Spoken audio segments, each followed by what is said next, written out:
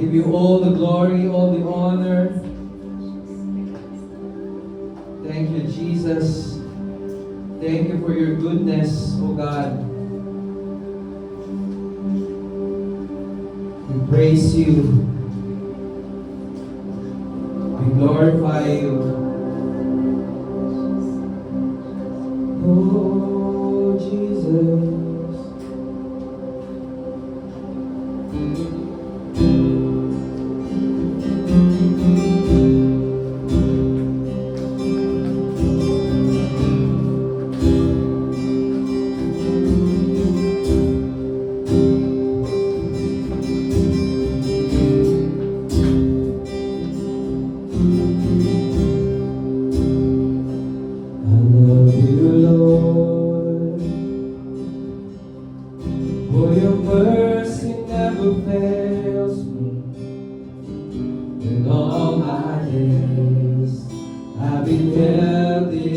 your hands.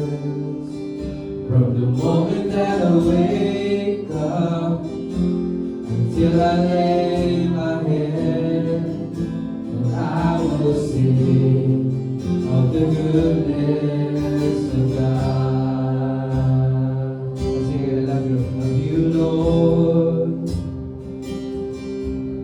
For your mercy never fails me. In all my days, I've been held in your hands. From the moment that I wake up until I lay my head, I will sing of the goodness of God. All my life you have been faithful. In all my life you have been so, so good. With every breath that I am able, I will sing of the goodness of God. I love your voice. You have led me through the fire in darkest night. You are close like no other. I know you as a father. I know you as a friend. I have lived in the goodness of God. And all my life you have been faithful. All my life you have been so, so good.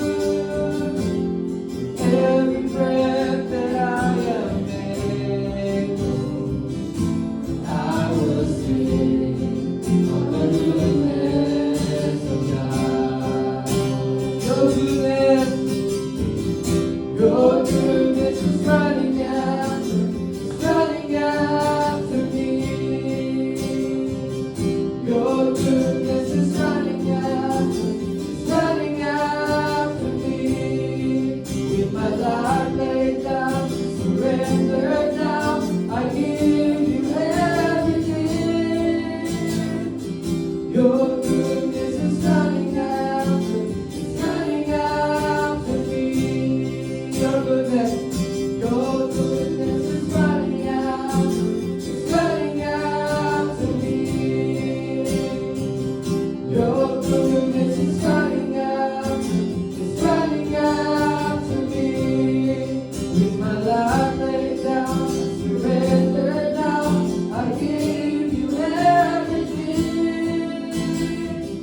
Your goodness is running after me.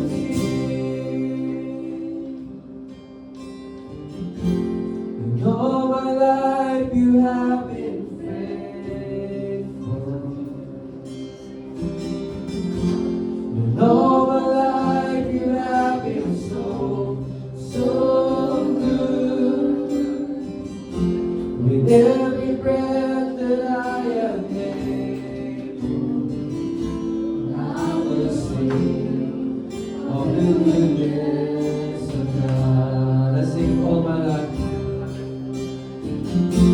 And all my life you have been faithful.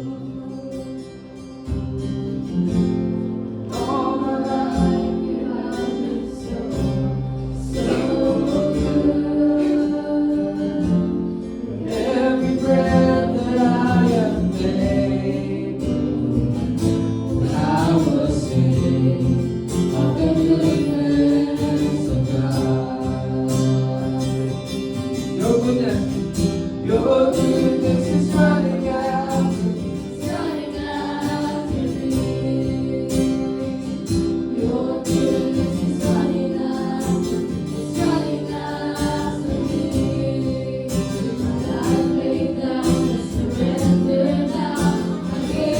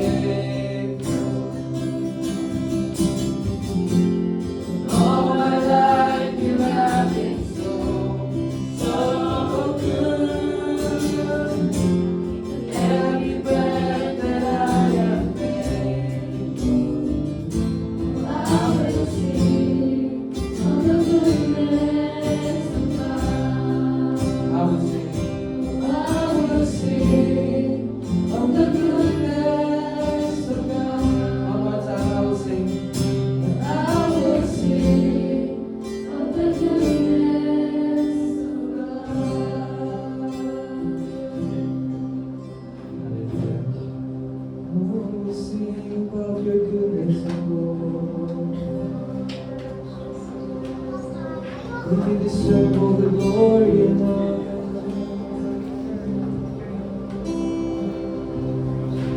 You deserve the glory and the honor. Lord, we lift our hands in worship as we lift your holy name.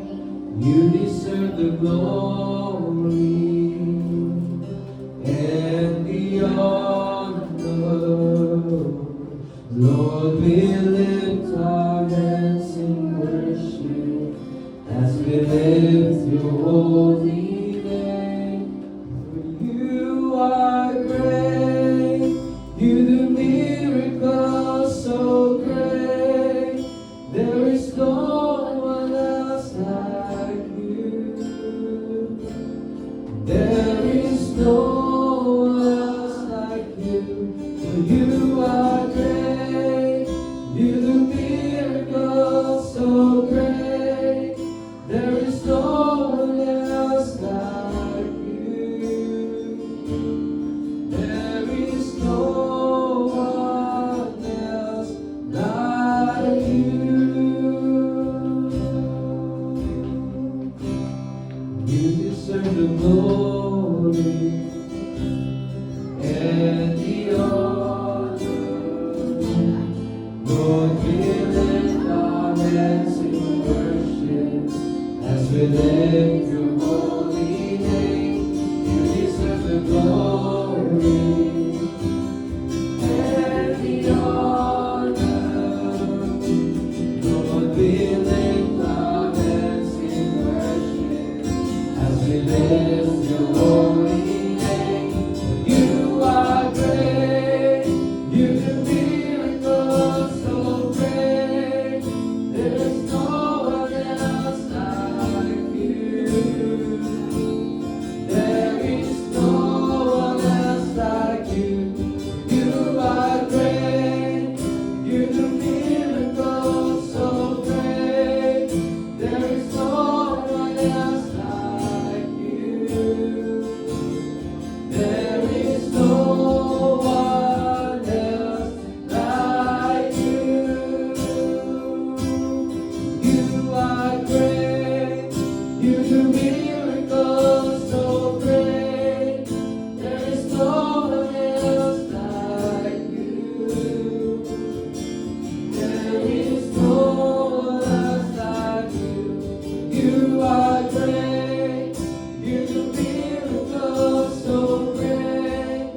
There is no one else like you. There is no one else like you. There is no one else like you. There is no one else like you. Thank you, Jesus. Hallelujah. There is no one else like you, O Lord.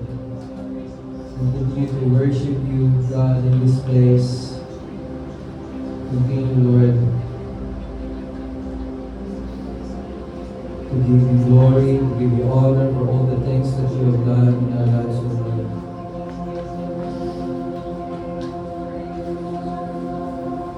Oh, Jesus, you are in this place. Holy Spirit,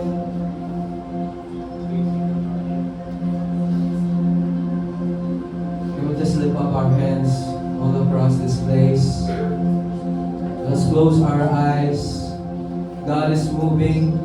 God is moving in your lives today. God's Holy Spirit is present in this place right now. God is touching your heart wherever you are right now. God is in this place. You are here in this place, O Lord. you inhabit the praise and the worship of your people.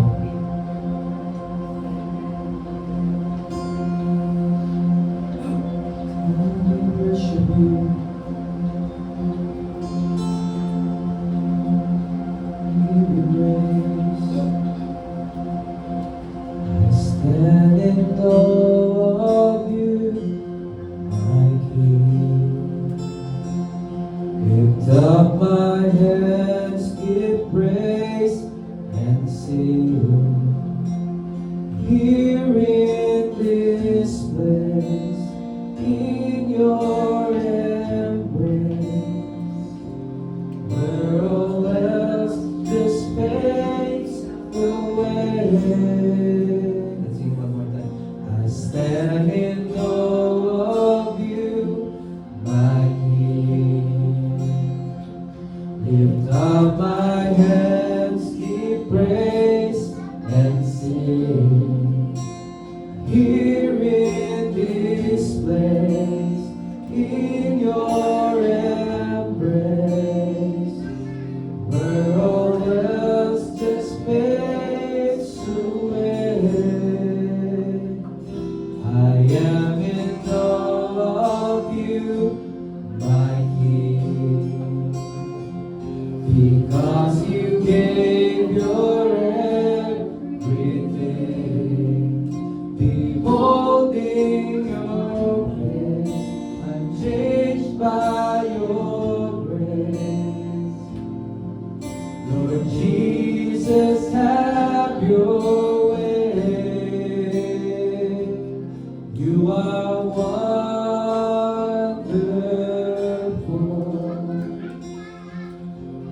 You are beautiful.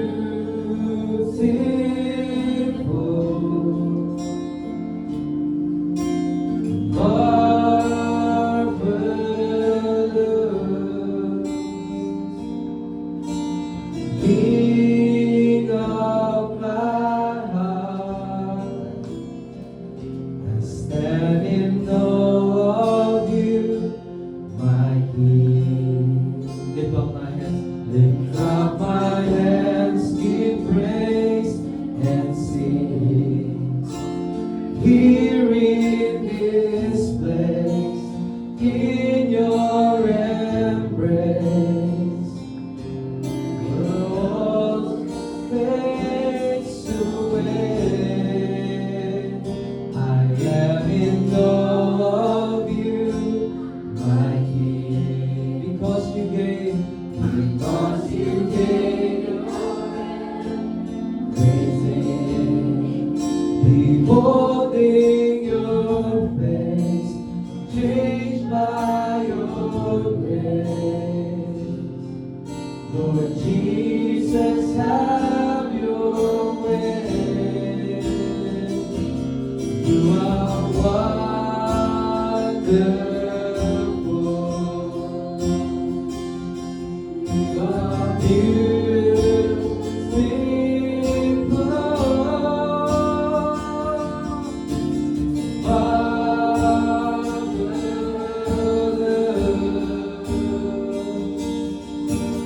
King of my heart, you are wonderful.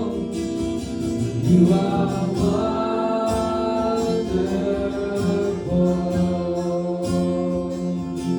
You are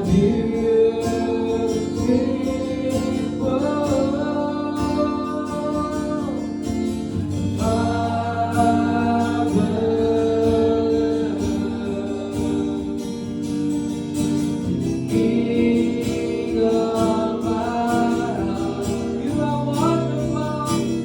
You are wonderful.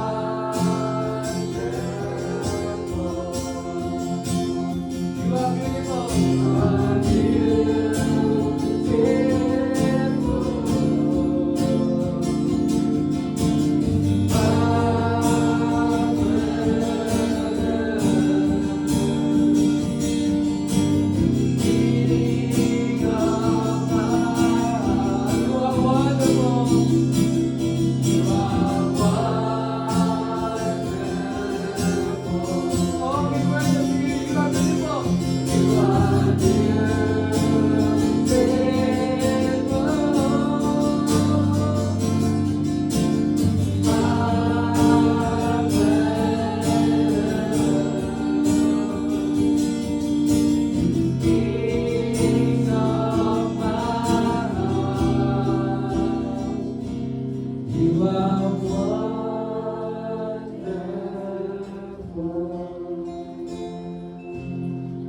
are beautiful,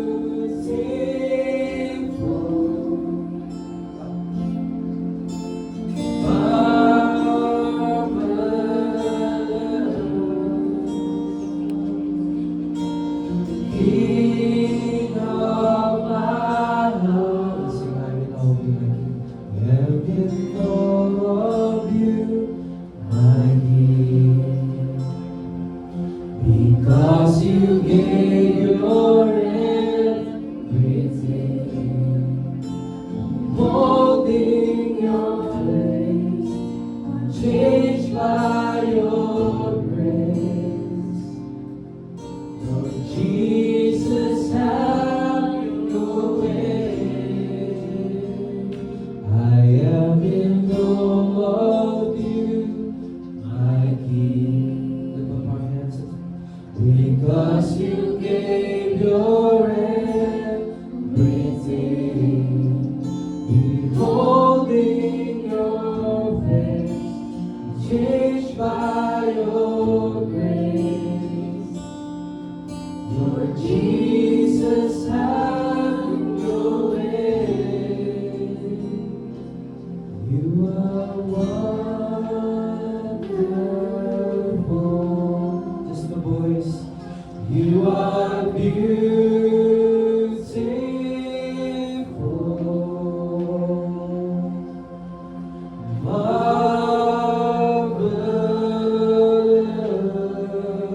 marvelous, King of my heart. You are wonderful. You are beautiful,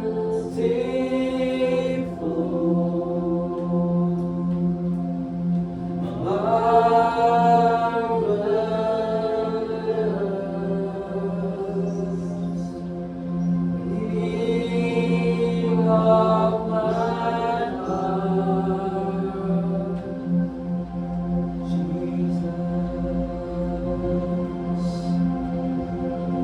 Jesus, you are the King of my heart. As I look upon you, Jesus, I am changed by your grace. I am changed from glory to glory.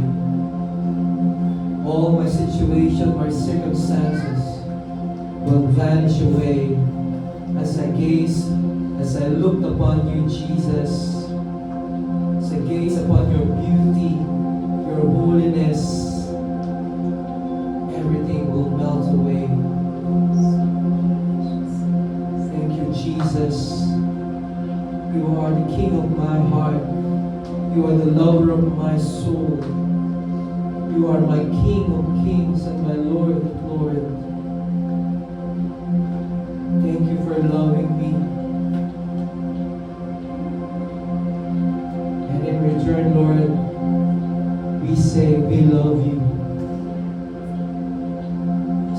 This is our response, Lord, to the love that we receive from you. That we love you with all of our hearts and soul. We worship you. We glorify you. In Jesus' name we pray. Amen and amen. Hallelujah. You may now be seated po. Thank you, Jesus.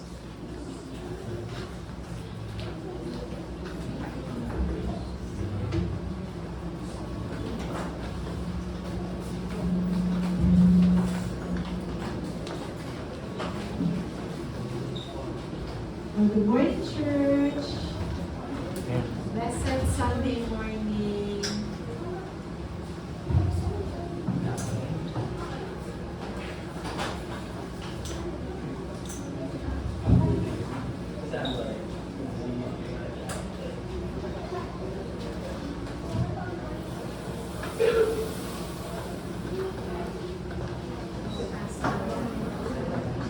Good morning. So may communion elements na po ba ako tayo? As we are distributing in communion elements, Kuya Shilo, it's there.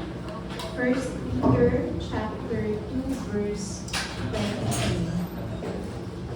After before. Thank you, Jesus. Whenever I read this verse, sobrang thankful ako sa Lord. The Bible says, who himself bore our sins in his own body on the tree, that we, having died to sins, might live for righteousness. By whose stripes you were healed. For you were like sheep going astray, but have now returned to the shepherd and overseer of your souls. Tingnan mo nga sa Tagalog ito. Ito, 1 Peter 2.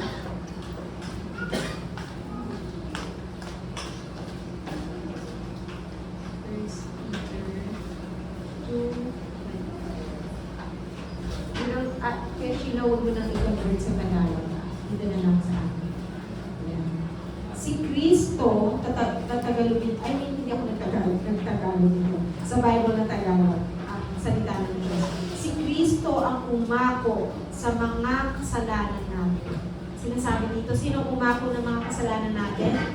Si Kristo. Nang ipako siya sa krus. So, kailan inako ni Kristo ang mga kasalanan natin?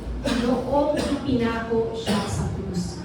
Para iwanan natin ang buhay na makasalanan at mamuhay ng matuwid. Makikita natin dito sa salita ng Diyos na para tayo ay maiwan o iwanan ng buhay ng makasalanan at para tayo ay makapamuhay ng matuwid, sinasabi dito na alalahanin natin na si Kristo ang umako ng ating mga kasalanan nang ipako siya sa krus. Sa sarili nating lakas, sa sarili nating gawa, hindi natin kayang mabuhay ng matuwid at maalis sa kasalanan. Maaari lang nating magawa iyon o maaari lang tayo makapamuhay ng matuwid sa pamamagitan ni Kristo na siyang umako ng ating mga kasalanan. Kasi sinabi pa dito, yung equivalent niya na verse 24 pa din, dahil sa mga sugat niya, gumaling tayo. Sabi sa Biblia, every time we partake of the Holy Communion, kapag tayo ay, ano sa Tagalog ba? Sa partake. Ano? Partake. Ano sa Tagalog? Magagaling sa Pilipino. Hindi rin ako magaling sa Tagalog. Hindi natanggap. Every time, sa tuwing tayo ay tumatanggap ng Holy Communion, itong bread, tinapay, ang ibig sabihin nito, pinapaalala sa atin ang ginawa ni Kristo sa krus na sa mga sugat niya, di ba yung tinapay? Pero tingnan niyo yung likod ng tinapay, di ba may butas-butas siya? Noong panahon ng mga Hudyo, ng mga Israelita, talagang butas-butas yung tinapay. Talagang makikita mo butas-butas siya. Tapos talagang yupi-yupi siya gano'n. So ito, modern na itong tinapay namin. Tapos talagang pag nag-hulikom sila, isang malaking tinapay yun, di ba? Tapos kumukunwit sila, tapos pinapasa-pasa yung tinapay. Kaya hindi natin siya pwede gawin kasi natagalan tayo. Kung medyo matagal pang pumilas ng tinapay yung katabi mo, parang sa dali lang, tagal mo kumiwa ng tinapay. So kaya, ano na to, kumbaga nagbalot na, si Sister Kakay ng mga biskwit. Pero isa pa rin ang ibig sabihin niya. Kaya siyang malaking tinapay, kaya siyang ngayon modern na maliit na tinapay. Para pinapaalala sa atin ng Panginoon na ang buhay natin ay kay Kristo Jesus. Na dahil sa kanyang mga sugat at latay, kaya kapag makikita niyo yung tinapay, pag naguhuli ko yun, alalahanin natin, dahil sa mga sugat at latay sa katawan ni Kristo, siya ay nasugatan para ako ngayon ay mabuhay. Anumang sakit at karamdaman niya, hindi nagsisinungaling ang Biblia. Anumang sakit at karamdaman niya, tayo ay pinagaling na dahil sa sugat at latay ni Jesus. Amen. Tinatanggap natin ito sa pananampalataya, by faith, sa pamamagitan ng pananampalataya. Tinatanggap natin sa ating mga puso, naniniwala tayo, nananampalataya tayo. Ayun siya. And, sabi pa dyan, ayun, and di ba, parati tayong may cup. Ito ay nagre-remind sa atin, ipinapaalala sa atin, yung dugo ni Kristo na dumanak para sa atin. Na dahil sa kanyang dugo, tayo ngayon ay tinatawag na makapuwid. Kaya sinasabi sa Biblia, ngayon tayo ay makapamumuhay na wala sa kasalanan at mamumuhay ng matuwid. Dahil dumanak na ang dugo ni Jesus para sa atin. Siya yung kabayaran para sa ating mga kasalanan. Tapos sabi dito sa verse 25, dalhin mo na lang sa English. Ayun. Verse 25. Thank you very much for putting that in. Parang tayo ngayong mga tupang naligaw noon. Tayo yung mga tupang naligaw noon. Bakit noon? Kasi ngayon na tayo ay nasa Kristo, na kay Kristo Jesus, hindi na tayo tupang ligaw. Diba? Pero nakabalik na. So ngayon, pero nakabalik na tayo ngayon sa Panginoon na tagapag-alaga at tagapagbantay ng ating buhay. So alalahanin natin na every time we partake of the Holy Communion, parating pag tayo tumatanggap ng Holy Communion, tandaan natin ang ating Panginoon na nag-aral ng kanyang buhay. Siya ang ating tagapag-alaga at tagapagpantay ng ating buhay. Spirit, soul, and body sa ating espiritu, sa pagiging matulid natin, soul sa ating kaisipan, sa ating nararamdaman, body sa ating mga katawan. Buong-buo tayo isinalba ng ating Kristo Jesus. Amen po ba? Amen? Amen. So let's go. Lord Jesus, I thank you very much for your blood that was shed on the cross, for your body that was broken for us. Your blood that was shed means today we can live righteously. We can live righteously, boldly, without any sense of guilt, shame, or condemnation. Thank you, Lord God, that our past is never against us. Our past is not against us, Lord, because you have redeemed us by your blood. We thank you, Lord God, that today we are now called holy and righteous, redeemed by you, O Lord Jesus Christ. We are the redeemed of the Lord. I thank you, Lord Jesus, that by your stripes on the cross, we can boldly declare we are healed. Whatever sickness or disease or whatever circumstance we are facing right now, thank you, Lord Jesus, that we are healthy and whole. Thank you, Lord. We praise you, we glorify you, we magnify you. In your mighty name, Jesus. Amen. That's what we do.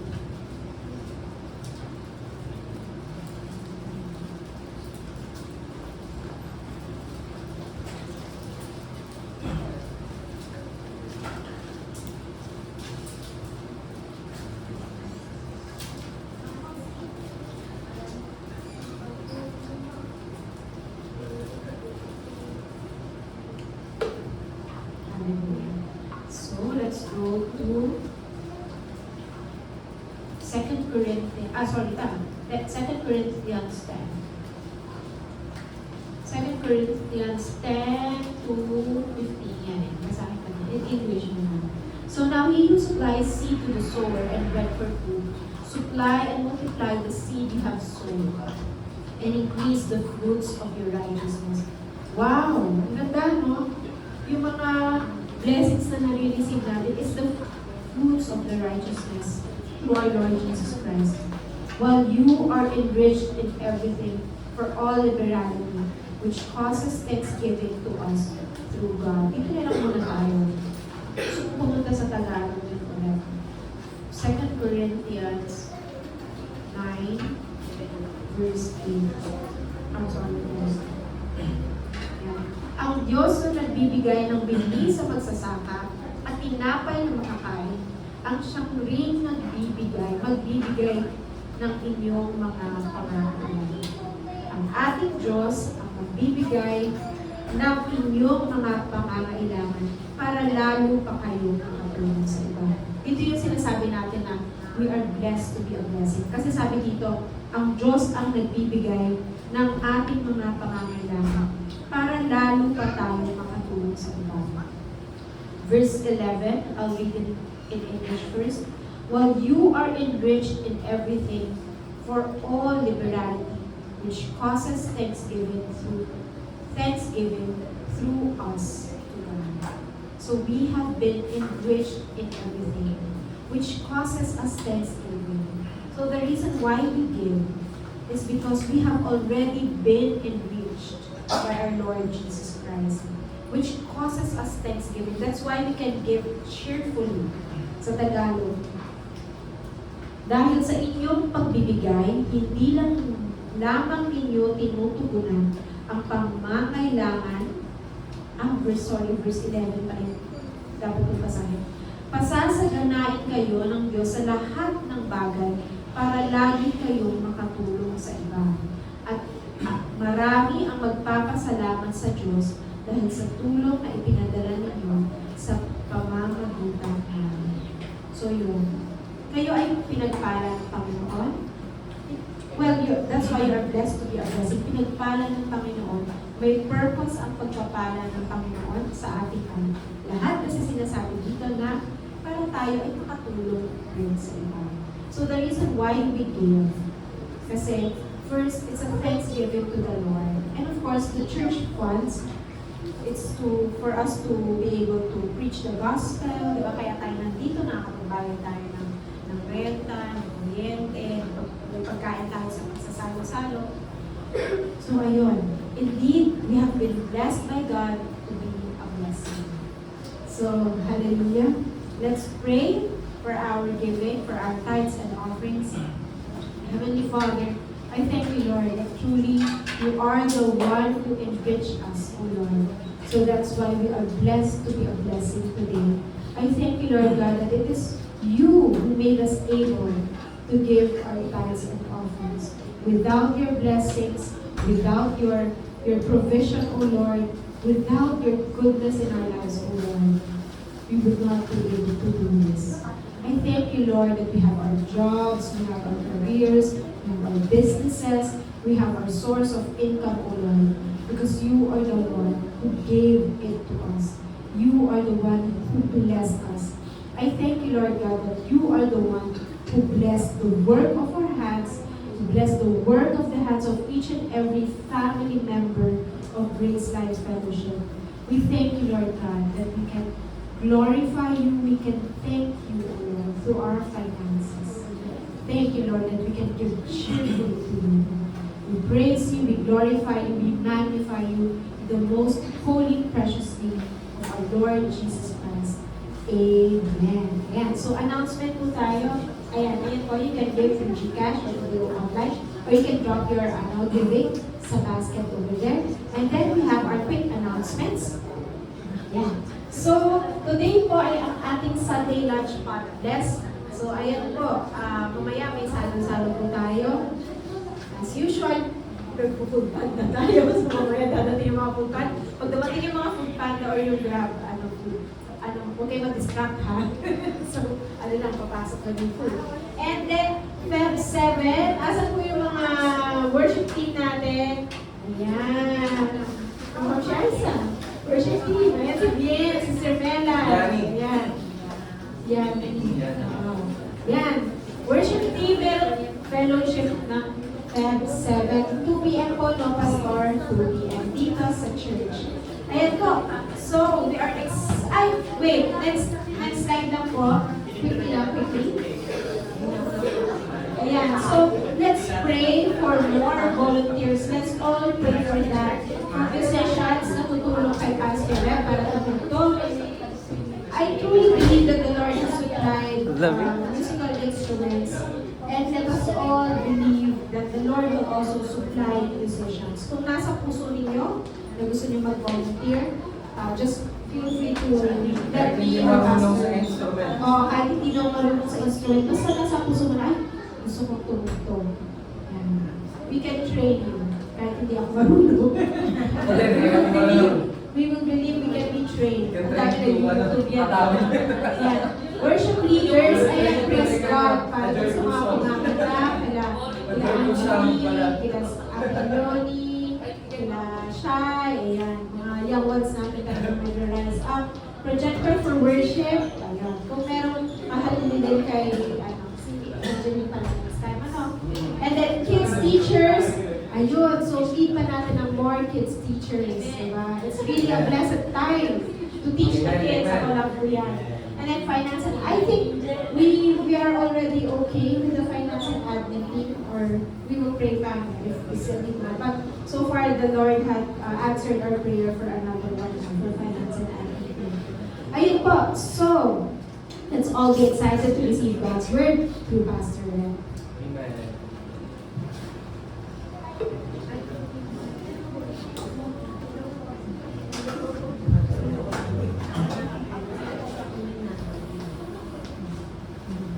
Pasensya nyo na po yung boses ko. Kanina lang nag-concert. Alright. Tayo po tayong lahat. I-acknowledge po natin ang banal na Espiritu and si Lord, yung presensya ng Panginoon Diyos sa lugar na ito. Hallelujah. Aming dakila at makapangyarihang Diyos, Ama, aming Ama, tunay po na Ikaw ay tapat. You are faithful sa iyong mga pangako sa amin, sa iyong salita, Ama. Salamat, Panginoon, sa iyong anak na si Jesucristo at sa kanyang tinapos naggawa sa krus ng Kalbaryo. Kami po ang nag-benefits ng mga ginawa ni Jesus Christ. Ang tangi lang po namin gawin ay manampalataya, tanggapin, maniwala, Panginoon, na ito po ay na lahat po ng aming pangangailangan sa aming buhay, Panginoon, ito po ay naganap na nung si Jesucristo po ay siya ay napako sa krus ng Kalbaryo. At tinatanggap namin lahat ng pagpapala, biyaya, kagalingan sa aming mga katawan, Panginoon, karunungan, kapayagan ng iyong salita. Tinatanggap namin lahat na ito na may pananampalataya sa aming puso, sa tinapos na nagawa ni Jesucristo sa krus ng Kalbaryo. Maraming salamat sa iyong banal na Espiritu na siyang magtuturo sa amin ng iyong salita patungkol sa iyong anak na si Jesucristo. Lord, we acknowledge your presence in this place, O God, and we continue to look upon you, Jesus, the author and the finisher of our faith. And as we gaze upon you, Jesus Christ, we are transformed from glory to glory. Thank you so much, Lord, for your grace, your love, and your mercy. We worship you, we glorify you, in Jesus' mighty name we pray. Amen and amen. Before kayo umupo, batiin niyo po yung mga katabi ninyo. I-welcome niyo po sila. Welcome to the family of God, to the Church of God. Sige, i-dab niyo sila, dab niyo. Please bump. Yes, bump. Okay, Lord. Glory to God. Praise God. Yeah.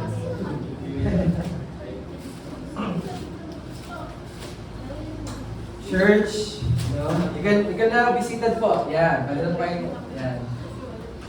Yung ating worship celebration today, parang ano po, no? Parang youth service. Yan ang yung pinakabata natin sa likod po. Forever young, yan. Yan po yung mga tita, mga ate kuya. Kaya, baka na magkamali kayong tawagin, masamang word yung lola. Tita, pwede. Okay? Ate, pwede. You know, church, ako po ay nagagalak sa Panginoon na every Sunday na tayo po ay nandito, mayroon tayong opportunity to share the gospel of God, to hear the gospel of our Lord Jesus Christ. And I'm happy kami po sa church, all the ate and the kuyas of this church are so happy na kayo po ay nakakarating every Sunday. And it's just to show lang, not just your support to the ministry of God, but nakikita ko po na that kayo ay gutom. Yan. Gutom hindi dahil may potluck tayo mamaya. Dahil gutom kayo to know, para malaman po ang salita ng Diyos. Amen. Dahil ito po bago po natin pakainin ang ating katawan, okay, yung need ng ating katawan, yung ating spiritual po ang importante natin pinapakain, Lord. At ang pagkain po ng ating spirito ay ang salita ng Diyos, ang banal na kasulatan ng Diyos. Amen. And I'm so glad that you came today, and I believe that Merong na word si Lord. Merong word, may specific word. Sa dami na nasasabihin ko this morning, merong isang word, specific word na matatanggap mo this morning na makakapagbago ng iyong situation. Okay? Hindi ako ang makakapagbago ng situation mo ngayon, ng sitwasyon mo ngayon, pero ang salita ng Diyos ang makakapagbago nito. Amen? So, sabi sa Bible na we look upon Jesus Christ, tayo po nakatuon lagi sa ating Panginoong Jesucristo dahil siya po siya yung nag-akda, siya yung author ng ating pananampalataya. Okay? Siya yung nagsimula ng ating pananampalataya at siya din po ang tatapos ng ating pananampalataya. Amen? At sa patuloy nating pakikinig na salita ng Diyos, lumalakas po yung ating pananampalataya kay Kristo Jesus. The Bible says, faith comes by hearing and hearing the Word of God. Okay? Yung pananampalataya doon po natin ay lumalakas ito kapag patuloy tayo nakikinig ng salita ng Diyos. Amen? So, ngayong umaga, makikinig tayo ulit ng salita ng Diyos. Amen? Kung dala po ninyo inyong mga Bible, buksan po natin ito sa Romans chapter 5, verse 1. O, Tagalog. Okay, bago po lahat. Yan, bago tayo pumunta sa verse. So, ang theme ng ating gawain for 2026 is Waves of Grace. Yan. So, ito po yung ating dinideclare ngayong 2026 na mararanasan po natin, bawat isa po sa atin, bawat miyembro ng Grace Life, kay bawat pamilya, mararanasan po natin yung alon ng biyaya ng Diyos sa buhay natin. Amen? Sabi po sa John chapter 1 verse 16, and of His fullness, doon po sa kabuuhan, sa fullness ni Jesus Christ, tinatanggap po natin yung grace for grace o yung biyayang ganap ng Diyos sa buhay natin. Amen? Ito po yung ating dinideclare sa ating buhay, sa ating family, even sa ating church po. Waves of grace. Amen? Wave after wave of God's grace ang may experience natin. Amen? Romans chapter 5, verse 1. Tingnan po natin sa AMB, ang mabuting balita. Ayan. Romans 5 verse 1. Ayan. Kaya diyan tayo inaring ganap sa pamamagitan ng pananampalataya. Sabi po sa isang translation, tayo po ay tinuring ng matuwid ng Diyos dahil sa ating pananampalataya kay Kristo Jesus. Ngayon, tayo na nananampalataya kay Kristo Jesus, mayroon na tayong magandang relasyon sa Diyos. Okay? Kung ikaw kapatid, tinanggap mo, kaibigan, tinanggap mo si Jesucristo bilang Panginoon at tagapagligtas ng iyong buhay, may maganda ka ng relasyon sa Diyos. Ikaw ay itinuring ng Diyos na matuwid. Okay? Yung katuwiran, okay, hindi po natin yan matatanggap sa pamamagitan ng ating mga mabubuting gawa. Pero huwag niyo po akong masamain, no? Yung paggawa po ng mabuti ay maganda po yan. Okay? Pero ang tinutukoy po dito sa salita na ito, yung pagiging matuwid sa harapan ng Diyos. Okay? Nasabi po ng salita ng Diyos na hindi sa iyong mabuting gawa, ikaw ay naging matuwid sa harapan ng Diyos. Bagkos, naging matuwid ka dahil sa iyong pananampalataya kay Kristo Jesus. Tama po? Amen? Okay. Meron na tayo magandang relasyon. Okay?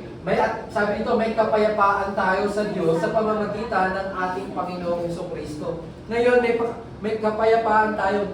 Kapag ikaw ay na kay Kristo, may kapayapaan ka, kapatid. Sino po na kay Kristo Jesus nandito sa lugar na ito? Ay, wala. Amen. So tayo po tumanggap kay Jesucristo, may kapayapaan na tayo sa Diyos. Kaya kapag tayo po, pansinin niyo po, kapag tayo nananalangin, yung dati na wala pa tayo kay Jesus, okay, kapag tayo nananalangin, parang pakiramdam natin malayo ang Diyos. pakiramdam natin na pinapakinggan ba ng Diyos yung panalangin ko?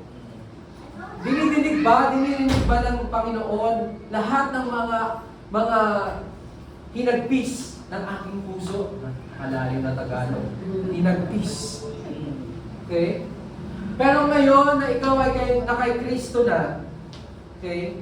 Meron ka ng kapayapaan sa puso mo na kapag ikaw ay nananalangin, alam mo, naririnig ng ating Diyos. Naririnig ng ating Ama sa langit. Dahil yung relasyon na nahiwalay, yung relasyon natin sa Diyos, ito ay nagkaroon ng lamat o nahiwalay tayo sa Diyos dahil sa kasalanan. Ngunit nung tayo tumanggap na kay Kristo, tayo po ay nalaman natin na tayo pala ay pinatawad na sa ating mga kasalanan. At yung relasyon na nawala dahil sa kasalanan, ito po ay naibalik ng muli. Ngayon, may maganda na tayong relasyon sa Diyos dahil sa ating pananampalataya kay Kristo Jesus. Amen?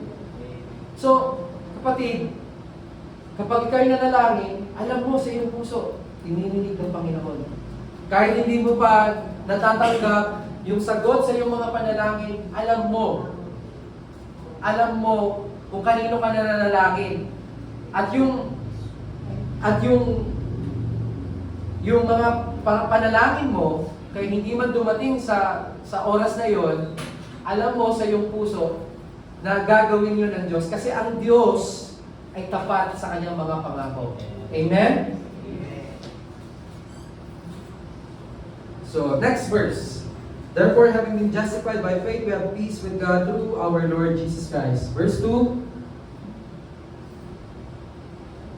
Sa pamamagitan niya, nakalapit tayo sa biyayang ito ng ating pinaninindigan at nagagalak tayo sa pag-asa ng kalwalhatian ng Diyos. So, sa pamamagitan ni Jesucristo, mabinasa po natin sa unang verse 1, okay? Dahil sa pananampalataya, maganda na po yung relasyon natin sa Diyos.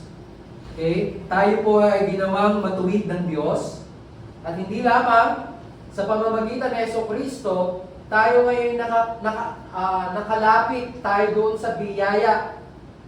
Okay? Meron nakatayo tayo doon sa biyaya ng Diyos. We are standing doon sa grace, sa blessing ng ating Panginoong Diyos because of our Lord Jesus Christ. Dahil sa pananampalataya natin, galit siya, oh. Ayaw naman ng palataya. Thank you. Dahil sa pananampalataya natin kay Jesucristo, okay, may access na po tayo.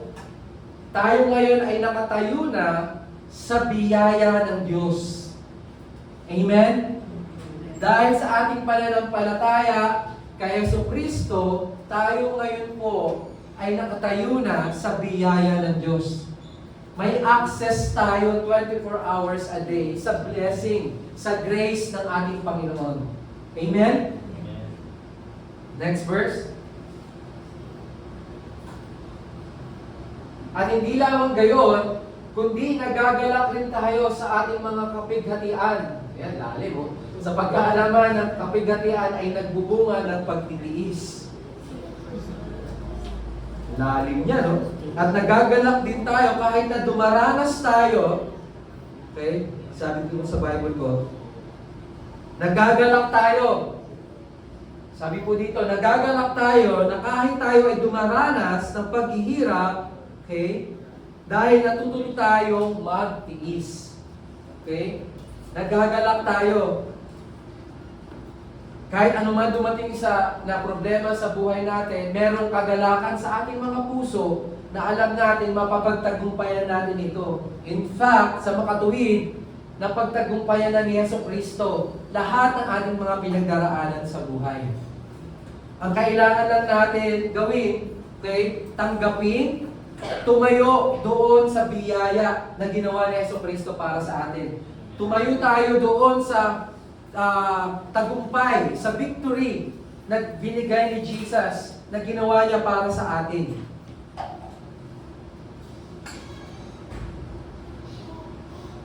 So meron tayong access doon sa sa biyaya ng Diyos. At tayo ngayon po ay nakatayo na sa biyaya ng Diyos. Meron tayong pag-asa sa kabila ng pinagdaraan natin sa buhay. Meron tayong pag-asa. May hope tayo sa ating mga puso. Na kahit anumang pighati, tribulation, problema, circumstansya natin pinagdaraanan, ito po ay ating matatagumpayan. At ito mga bagay na ito na ating pinagdaraanan sa buhay, tinuturuan po tayo nitong, hindi po tayo tinuturuan sa buhay no, para maging matatag. Kaya dahil ang mga problema na yan dumaraan sa buhay natin, hindi po yan instrumento ng Diyos para turuan tayo sa buhay. Kasi ang nagtuturo po sa ating buhay ay ang salita ng Diyos. Kaya kapag dumating itong mga problema na ito, okay, mayroong salita ng Diyos ang makakapagpatibay sa atin. Anumang unos, anumang problema ang dumaan sa buhay natin, mayroong kaakibat na salita ng Diyos para harapin anumang uri ng problema, suliranin sa buhay. Amen? Welcome to Tagalog service. Praise God, praise the Lord. Okay, so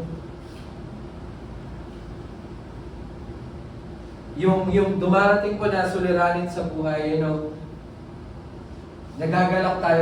Saan ka makakita ng isang tao na despite sa kabila ng pinagdaraanan, nakakangiti pa rin. Brother Amboy, nakangiti kayo, no? Guwapo. Amen. Purihin ng Diyos sa buhay po ni Brother Amboy. Amen. Yan po ang husband ni Sister Kakay. Praise the Lord. Sa buhay ni Brother Amboy. So, sa kabila ng ating pinagdaraanan, nakakangiti pa rin tayo. May pag-asa tayo dahil alam natin, si Jesus ay nasa buhay natin, ang Panginoon ay nasa buhay natin. Amen? Sabi niya po, hindi niya tayo iiwan o pababayaan. Kasi mahal tayo ng Panginoon. Inaalala niya tayo araw-araw. Kung tayo po ay nakakalimot sa Kanya, ang Diyos po hindi nakakalimot sa atin.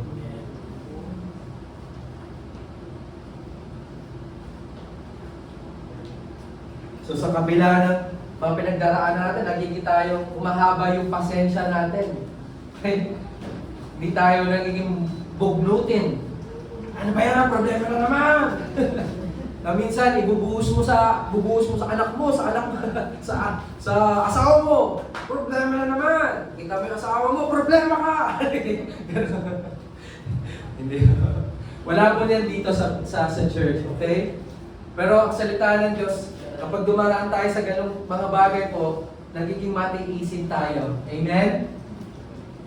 Kasi po dahil sa salita ng Panginoon, nade-develop po yung ating character, kung sino tayo bilang mananampalataya ng Diyos kapag dumarating po itong mga suliranin na ito. At nagagalak tayo dahil alam natin, itong mga suliranin na ito ay panandalian lamang. Okay? Ibig sabihin, subject to change. Okay? Katulad po ng alon sa dagat. May maliit na alon, tapos minsan tatahimik yung alon. Ayan. Yan, tatahimik siya. Parang feeling natin, parang, tatahimik si Lord. Pero, huwag kang magmadali. Maging matiisin ka dahil may susunod na malaking alon. Yung alon na yan ay yung biyaya ng Diyos. Amen? Ayan. So, sino pong gusto ng kwento sa Bible? Wala? Yeah.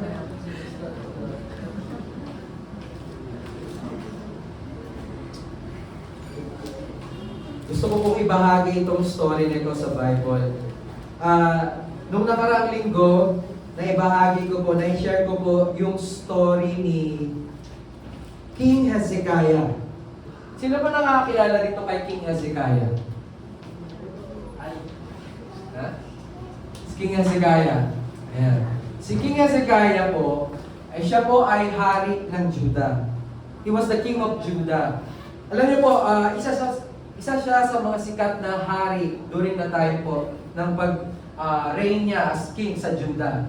Okay, bakit po siya isa po sa mga kilalang hari. Dahil po, si King Hezekiah, sa 2 Kings chapter 18, sinasabi doon, Hezekiah trusted in the Lord, God of Israel, so that after him was none like him among all the kings of Judah, nor who were before him. So, si King Hezekiah, every time po na siya ay makakaharap ng suliraning problema, nung panahon nila, marami pong gustong sumakop sa kanila. The Amorites, the Hittites, the Moabites, the Syrian, okay? Marami pong gustong sumakop sa kanila. Pero, kapag si King Hezekiah, kanyang napag-alaman na mayroong isang kingdom o isang kaharian na gustong sumakop sa kanila, siya po ay nagpapatirapa, ang lalim, ano? Siya po ay nagni-kneel before the Lord. Siya po ay lumuluhod sa harapan, sa dambana ng Diyos at nananalangin. At pinagkakatiwala niya ang bansang Israel sa Panginoon. Na alam niya na ang Diyos ay ililigtas sila sa kanilang mga kaaway. Amen? So, ganun po si King Hezekiah. So, may isang beses po na sila po ay lulusubin itong Assyrian Empire na ito. Ang ginawa po ni King Hezekiah ay nanalangin sa Panginoon. Then after siya po ay manalangin sa Panginoon, narinig po ng Diyos ang kanyang panalangin. At binigyan po siya ng victory. Binigyan sila ng victory over all their enemies. Okay? Binigyan sila ng katagumpayan, ng tagumpay. In fact, hindi na nga sila nakipagdigmaan. Dahil ang Diyos na mismo ang kumilos para mag-set ng ambush doon sa mga kalaban nila. Ganun po si King Hezekiah. Bakit po siya naging isa sa mga well-known king during his time, nung nagre-reign siya as king sa Judah. And sa chapter 20 po ng 2 Kings, si King Hezekiah po ay merong malubhang karamdaman. Siya po ay malapit ng malagutan ng hininga. Ang sabi dito sa verse 1, in those days, Hezekiah was sick and near death. 2 Kings chapter 20 verse 1, he was so sick and then malapit na siyang mamatay. And then Isaiah, sino pa nakakilala kay Isaiah? Siya po ay propeta ng Diyos. Isaiah the prophet, the son of Amos, went to him and said to him, thus says the Lord, set your house in order, for you shall die and not live. Ito po yung balita na ayaw mong mapakinggan. Lalo na sa propeta ng Diyos.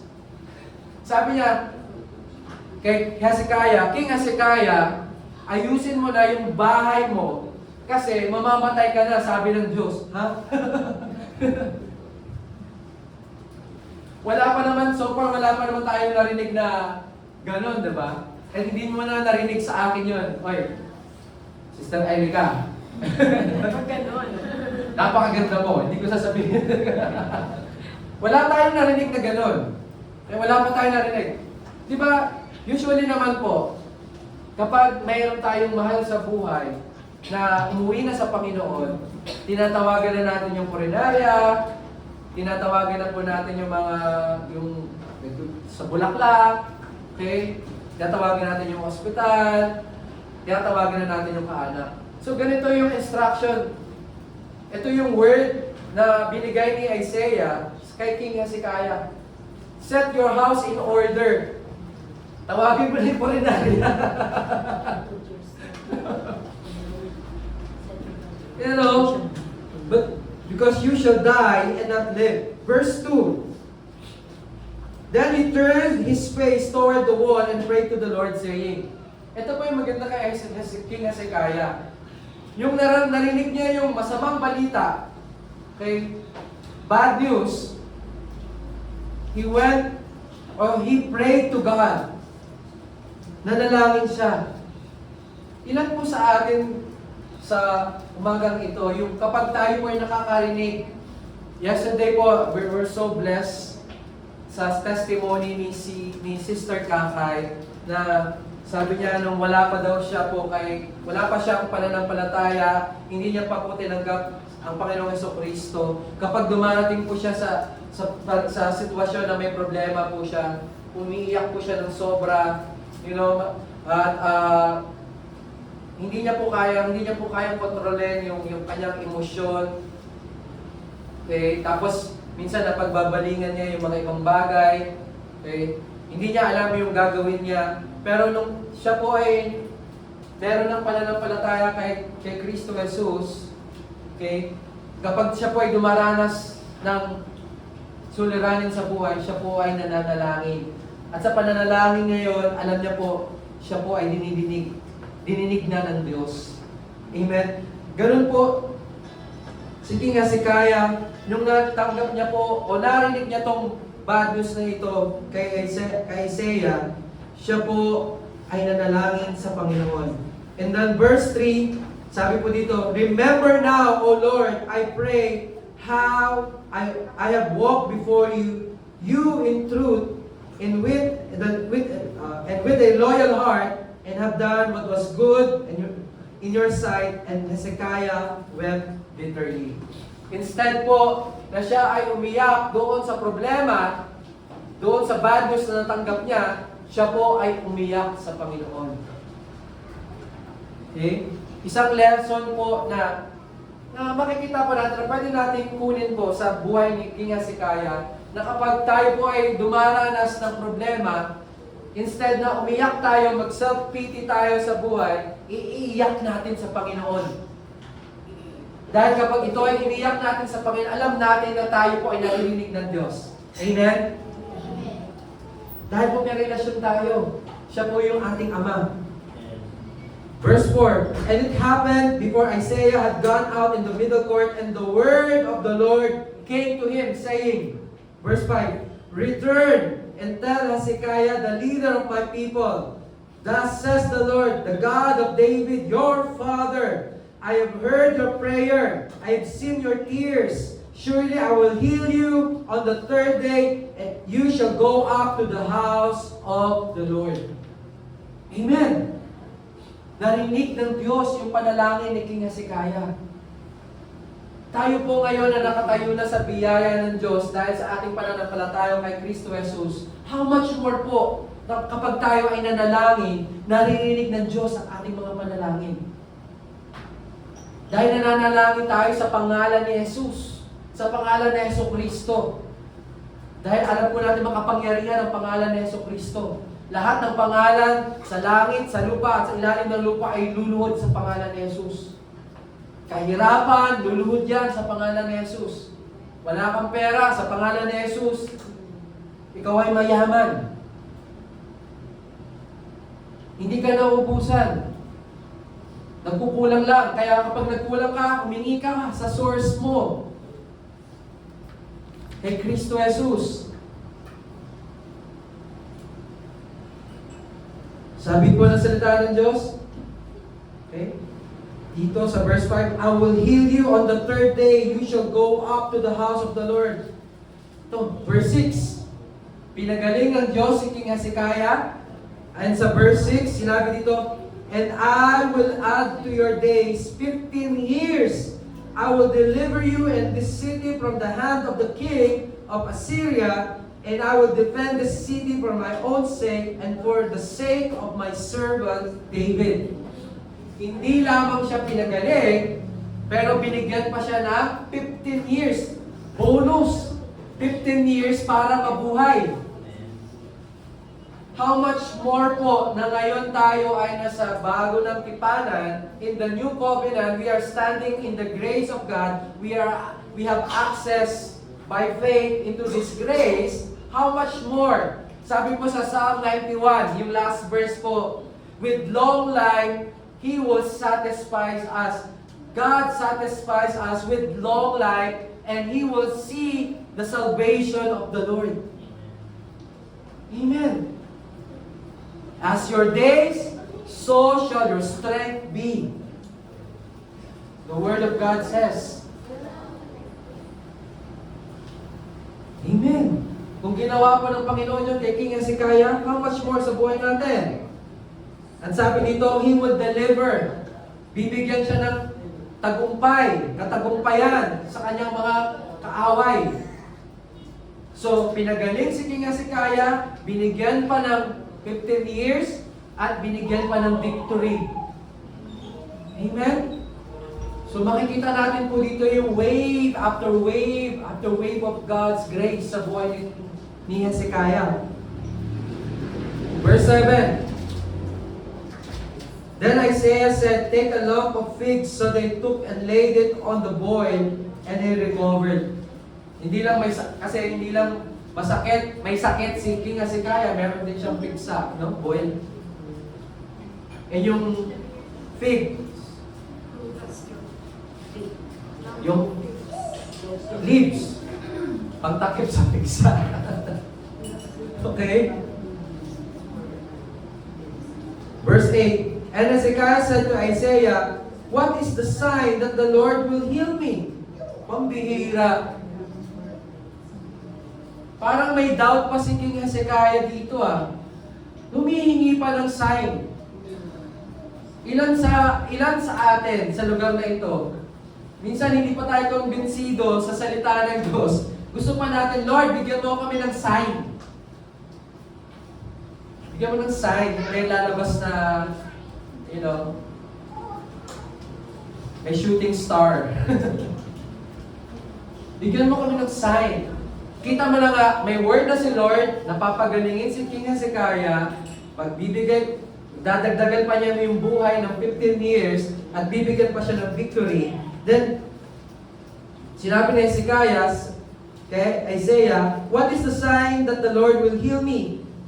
And that I shall go up to the house of the Lord the third day." Then Isaiah said, "This is the sign to you from the Lord, that the Lord will do the thing which He has spoken." Paghawakan natin to, yung word ni God sa verse 9. Kung ano man ang sinabi ni God, what He has spoken, He will do it. The Lord will do the thing which He has spoken. Shall the shadow go forward 10 degrees or go backward 10 degrees? And Hezekiah answered, "It is an easy thing for the shadow to go down 10 degrees. No, but let the shadow go backward 10 degrees." Noong panahon po ni King Hezekiah, gumagamit sila ng sundial. Yung sundial po, yun po ang nagbibigay sa kanila ng impormasyon about kung anong oras na. Para kung pole iyon, ganito, alright? Ganito siya, pole siya, na nakalagay siya, naka-elevated po siya, tapos may hagdanan po sa harap at may hagdanan sa likuran. So, may hagdanan sa harap, may hagdanan din sa likuran. Tapos, tinatamaan po yan ng araw. Ngayon, kapag tinamaan po yan ng araw, okay, makikita nila yung oras na kung umaga na, tanghali na, o hapon na, o gabi na. So, ang sign na hinihingi ni King Hezekiah, alright, kasi yung oras po, orasan, sino po may relo dito? Ang ikot po ng orasan ay laging clockwise. Pa-forward siya, di ba po? Hindi po siya pa-backward.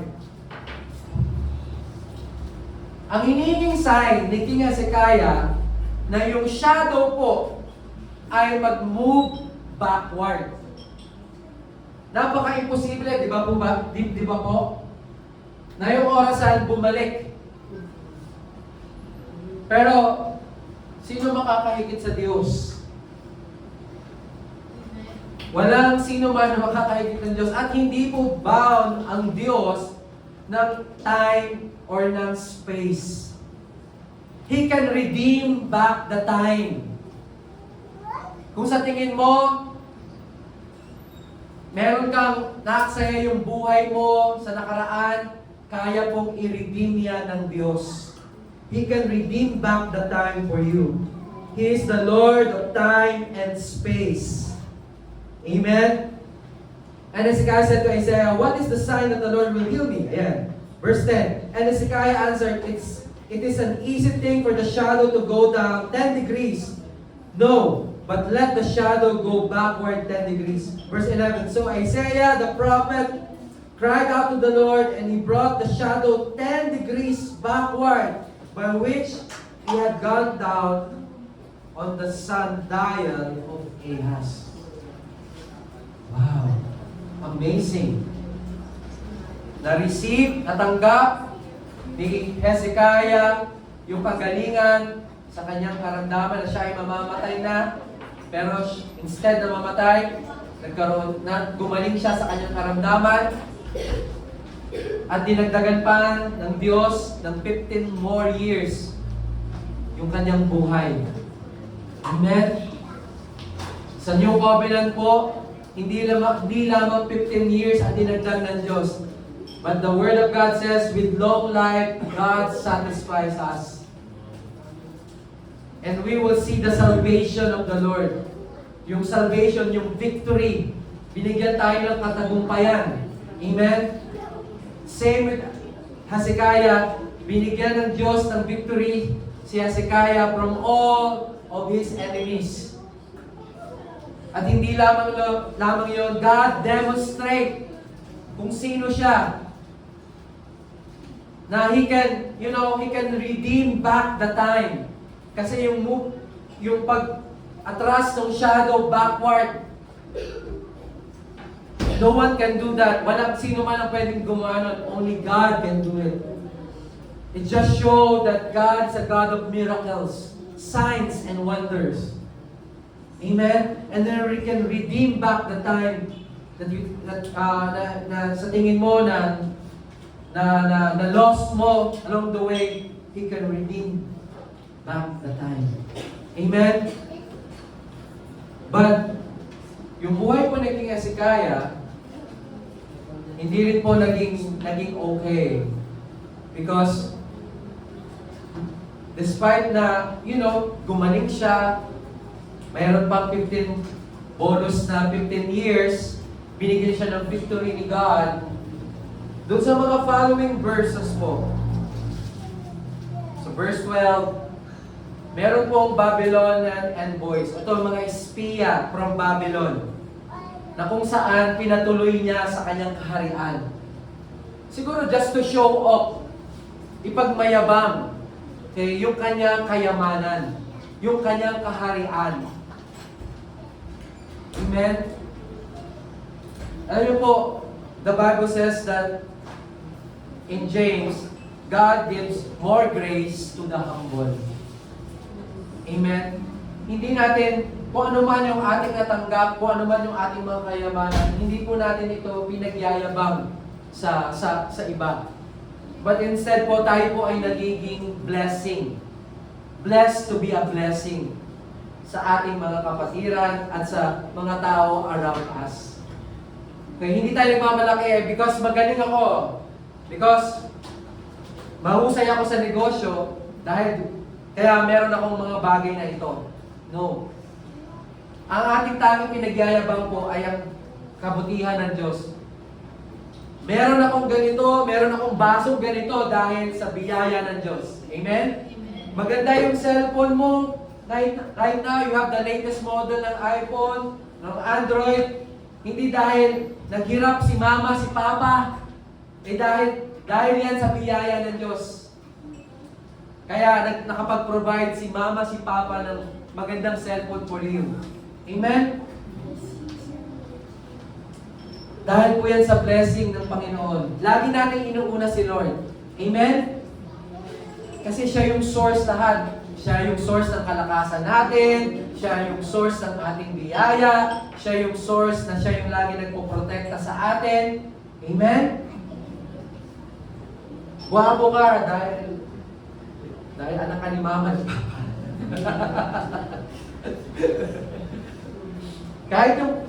Kagwapuhan, kagandahan ni mama, galing yan kay Lord. Amen?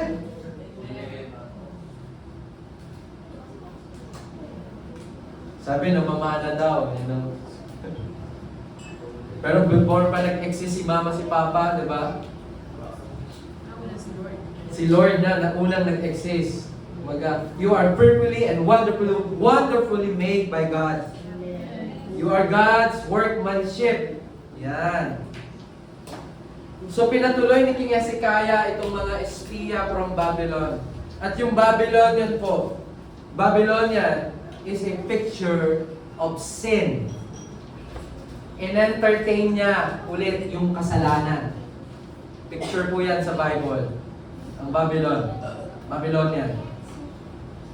Now na natanggap natin yung biyaya ng Panginoon, hindi na po tayo bumabalik doon sa ating old nature. The Bible says that, therefore, if you are in Christ, you are a new creation. Kung ikaw ay nakay Kristo Jesus, ikaw ay bago ng nilalang. Yung luma ay nakalipas na, ikaw ay bago na.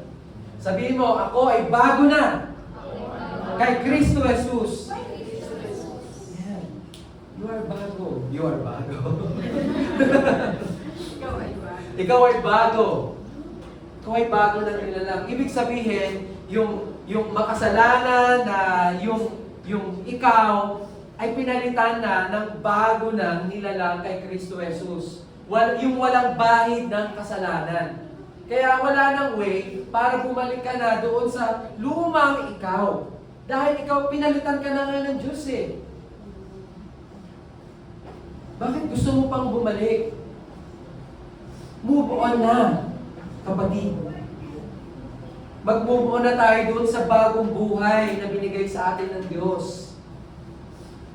Pero wag mong i-condemn o wag kang magkaroon ng guilt feeling sa buhay mo na parang dapat Kristiyano na, born again na ako. Dapat itong mga vision na to, wala na to sa buhay ko. Wag. Hindi kasi overnight ikaw ay nabago na. No? Yung tipong parang natalikuran mo na yung mga bisyo na yan. Hindi overnight na nangyayari yan sa buhay. That is why, meron tayong sinasabi na yung renewing of the mind. Okay? Binabago natin yung ating lumang kaisipan sa pamamagitan ng salita ng Diyos. Hindi yung tao, hindi yung sinasabi ng tao ang makakapagbago sa atin, kundi ang salita ng Diyos. That's why hahayaan natin baguhin tayo ng salita ng Diyos. Baguhin yung mga lumang nakagawian na natin. Hayaan natin baguhin tayo ng salita ng Diyos. Kasi kung sa sarili nating lakas, tayo magbabago, hindi natin kaya. Sasabihin lang natin, ang hirap pala maging born again. Ang hirap pala. Ayoko na yan. Kaya maraming sasabi, ayoko maging born again kasi kayo, hindi na kayo nag-iinom, hindi na kayo naninigarilyo, hindi na nagbababay, hindi na kayo nagsusugal. Mali ang kaisipan ng pagiging born again. Okay? Na born again tayo, hindi sa ating mga ginawa, ating mga gawa, o mabuting gawa. Na born again tayo sa ating espiritu. Dahil yung espiritu natin, okay, kung 35 ka na nabubuhay sa mundong ito, at nakilala mo si Lord kahapon, okay, ibig sabihin yung espiritu mo, yung born again spirit mo is 1 day old lang. Isang araw pa lang. So yung kaluluwa mo, okay, is nandito na sa mundong ito ng 35 years. So sino malakas? Yung 35 years old compared dun sa 1-year-old na bata. So paano palakasin yung 1-year-old na bata na yon? Papakainin.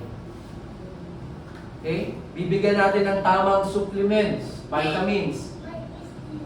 Okay? Picture natin yun yung spirito natin. Ano ang pagkain ng spirito ng Diyos?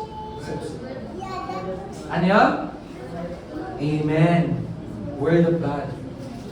Para kung ano man ang hatak nung 35 years old na yon, hindi siya mahahatak kasi busog na busog siya sa salita ng Diyos. Amen? So yun po, inahayaan natin ang salita ng Diyos ang makapagbago sa atin. Sabi po ng salita ng Diyos sa Corinthians, as we behold, kung tayo po ay nakatuon, we behold Jesus Christ, tayo nakatuon kay Jesucristo, tayo po ay nababago from glory to glory. We are being transformed into the same image of our Lord Jesus Christ. So, ang ating mata po ay tanging nakatuon lamang kay Kristo Jesus. Amen? Siya po ang makapagbago sa atin. At makikita nyo po yung pagbabago na yan. Okay? Sabi ko nga po, hindi immediately, but, slowly. As you hear God's Word, naalaw mo po yung salita ng Diyos na baguhin ka. Mula sa iyong kaibuturan ng iyong puso palabas. Ayan.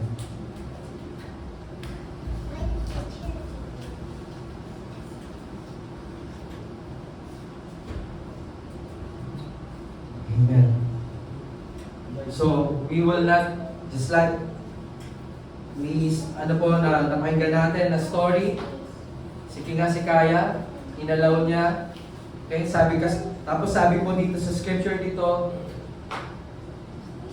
napag-alaman ng Diyos na pinatuloy ni King Hezekiah itong Babylonian envoys, itong Laskia na ito. Sabi ng Diyos sa kanya, dahil ginawa mo yan, lahat ng kayamanan mo, all the treasures of your kingdom will transfer to the Babylonians.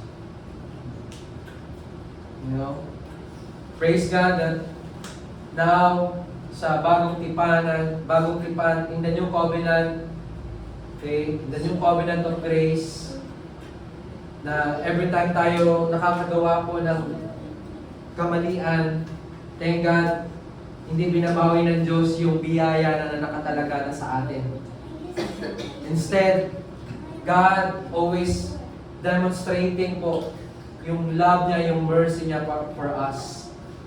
He gives us grace. When sin abound, grace even abound more sa buhay natin. Amen? Let's go to Ephesians chapter 3, verse 20. It will be my last verse.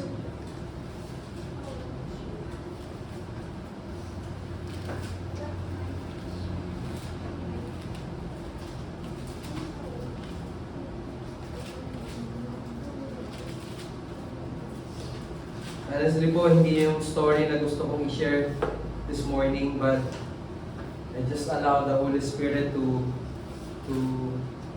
tell the story again. Romans 3:20. Now to Him who is able to do exceedingly abundantly above all that we ask or think, according to the power that works in us. God is able. Can we say, God is able? God is able. Amen. He is able to do exceedingly. Meron tayo yan sa Tagalog, Sister Joyce.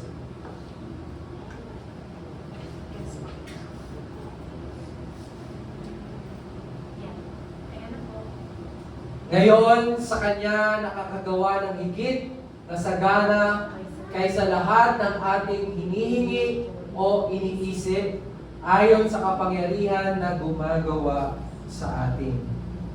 Sabi dito sa Bible ko, purihin natin ang Diyos na makakagawa ng higit pa sa hinihingi o inaasahan natin sa pamamagitan ng kapangyarihan niya kumikilos sa atin. God is able.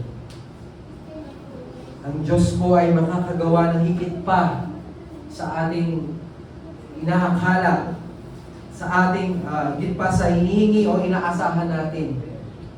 Yung sa English po, nung abundant, dito, abundantly, is, sa Greek po, is perissos. Ang ibig sabihin po ng perissos, is superior in quantity. Okay? Let's look po. Abundant. Superior, super abundant in quantity or superior in quality. Super abundant in quantity or superior in quality. Yun po yung kayang gawin ng ating Panginoong Diyos. Kaya nga po, waves of grace siya. Wave after waves of grace. Amen? Because God is able. Amen? God is able. Yeah, amen. Can I ask everyone to stand up po? God is more than willing. God is able to do exceedingly abundantly all that you can ask. Because He is a good Father. He is a good God. Amen? We see the story of Hezekiah, how the Lord healed him from his sickness. Kung paano po pinagaling ng Diyos si Hezekiah sa kanyang karamdaman at binigyan ng another 15 years na buhay. At hindi lamang yun, binigyan siya ng victory sa lahat ng kanyang mga kanilang mga kaaway. At ipinamalas pa ng Diyos yung kanyang kapangyarihan kung saan yung shadow, nung sandayan, ito po ay bumalik. Umikot pabalik. Kung ginawa ng Diyos yun sa buhay ni King Hezekiah, how much more po sa buhay natin. Ngayon na tayo may relasyon sa Diyos sa pamamagitan ni Kristo Jesus, how much more? How many of us, ilan po sa atin sa lugar na ito ang gustong ma-experience yung kagalingan ng Diyos?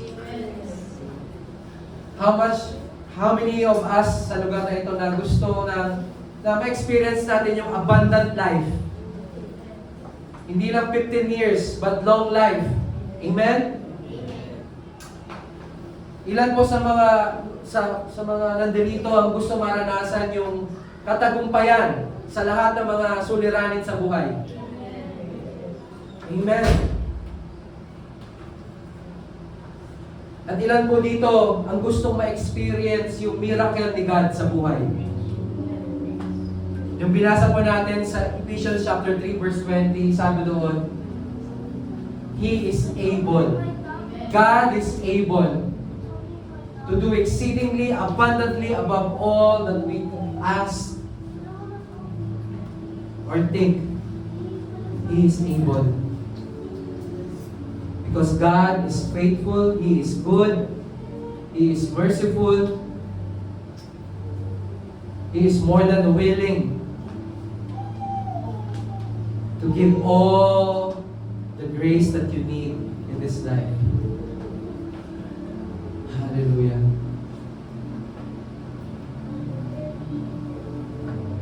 And if you are here in this place, you have never received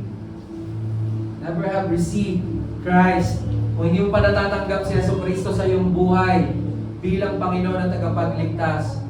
At sabi mo, gusto mong maranasan yung sinasabi ng salita ng Diyos na ang Diyos ay willing na pagpalain ako sa aking buhay, willing na pagalingin ako sa aking mga sakit at karamdaman. Siya ay willing na ma-experience ko yung abundant life na nagmumula kay Jesus Christ. Kung ikaw, yung tao na yon na gustong ma-experience yung mga bagay na yon, dito po magsisimula. Magsisimula yun sa pag-acknowledge, pagtanggap kay Jesucristo bilang Panginoon at tagapagligtas ng iyong buhay. Sinabi po ng salita ng Diyos sa mga tumanggap kay Jesucristo bilang Panginoon at tagapagligtas ay binigyan ng kapangyarihan ng Diyos para tawagin o hirangin bilang anak niya, kanyang mga anak. In Romans, sinabi po ng salita ng Diyos doon, kung paniniwalaan ito ng iyong puso at bibigkasin ng iyong bibig na si Jesus ay anak ng Diyos at siya ay ginuhay ng Diyos mula sa mga namatay sa ikatlong araw, ikaw ay maliligtas. Amen? Kaligtasan po, hindi yan sa pamamagitan ng iyong gawa, sa iyong lakas, o sa pamamagitan ng reliyon. Kaligtasan po ay nagmumula kay Kristo Jesus. Ito po ay relasyon sa ating Diyos sa pamamagitan ng Yesu Kristo. At kung ikaw ay ready na, gusto kitang ipag-pray, marahil, pikit mo ang iyong mga mata. Let us close our eyes in this place. Let us close our eyes. Panalangin po natin, bigkasin natin ang panalangin na ito. Sabihin po natin, dakilang Diyos, naniniwala ako sa iyong anak na si Yesu Kristo, na siya ay namatay, umanak ang kanyang dugo, hinugasan ako sa lahat ng aking kasalanan, pinatawad, at binigyan ng buhay na walang hanggan. Sa oras na ito, tinatanggap ko ang regalo ng kaligtasan mula kay Yesu Kristo. Si Yesu Kristo ang aking Panginoon at tagapagligtas. Ako ay bago ng nilalang. Ako ay katuwiran na ng Diyos kay Kristo Jesus. Sa pangalan ni Jesus. Amen. Amen. Palapakan po natin. You pray that prayer. Congratulations. Po, you now belong to the family of God. Amen? Hallelujah. Heaven is rejoicing because for one soul who accepted Jesus as their Lord and Savior.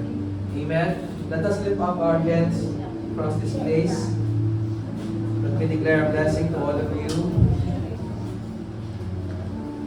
Sa paparating na linggong ito, dalangin ko na pagpalain kayo ng Diyos. Kayo, ng buong pamilya mo, dala-dala ninyo ang presensya ng Diyos kung saan man kayo karating. Dala ninyo ang kanyang biyaya at pagpapala. Dala ninyo ang kapayapaan ng Diyos, ng banal na Espiritu.